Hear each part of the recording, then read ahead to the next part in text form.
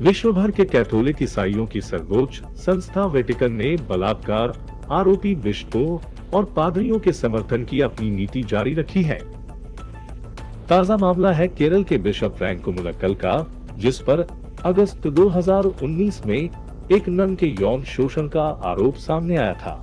इस केस में बिशप को गिरफ्तार भी किया गया था, लेकिन वो 1 महीने से भी कम समय जेल में रहा और अब जमानत पर घूम रहा है। कॉन्वेंट की ननों ने जब बिशप फ्रैंको मुलक्कल के विरुद्ध आवाज उठाई तो उनका किसी ने भी साथ नहीं दिया। कई ननों को अनुशासनहीनता का आरोप लगाकर निष्कासित भी कर दिया गया।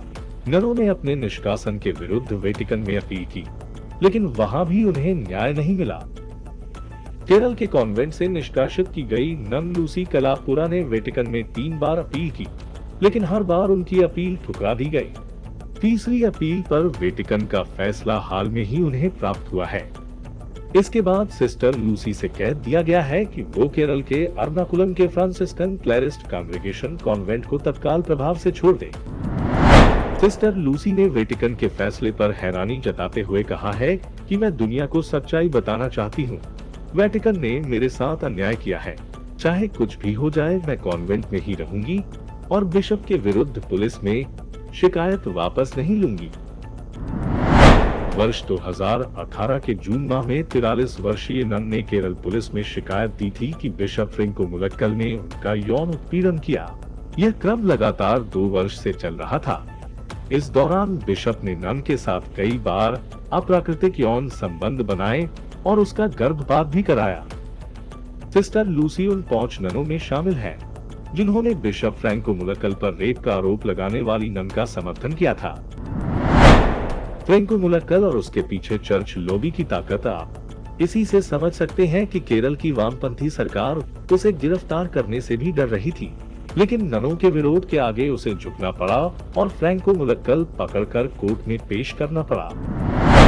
55 वर्षीय सिस्टर लूसी ने आरोप लगाया कि चर्च के तमाम अधिकारी बलात्कार के आरोपी फ्रैंको मुलक्कल के समर्थन में एकजुट हैं, लेकिन वह चर्च की प्रथाओं के खिलाफ लड़ाई जारी रखेंगी।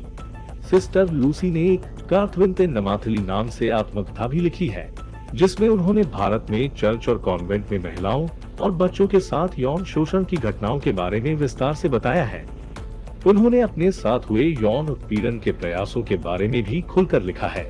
चर्च ने सिस्टर लूसी पर जो आरोप लगाए हैं, उनमें विरोध प्रदर्शनों में हिस्सा लेने के अलावा कार चलाने और किताब लिखने जैसे अपराध भी शामिल हैं। बिशप फ्रैंको मुलक्कल की इस घटना ने भारत में कैथोलिक ईसाई चर्च के असली चेहरे को एक बार फिर से सामने ला दिया है। हाल में केरल की ही सिस्टर अभया हत्याकांड में 28 वर्ष बाद कोर्ट का फैसला आया था। इस मामले में एक पादरी और एक नन को सजा सुनाई गई थी। जांच में पता चला था कि कोट्टायम के कॉन्वेंट में सेक्स रैकेट चल रहा था। उस मामले में भी ईसाई संस्थाओं ने दोषियों को बचाने का भरपूर प्रयास किया।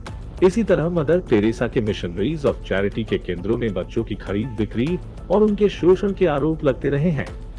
वर्ष 2016 में जोसेफ जयापॉल नाम के पादरी के कुकर्म सामने आए थे, जिस पर अमेरिका की एक महिला ने बचपन में यौन शोषण के आरोप लगाए थे।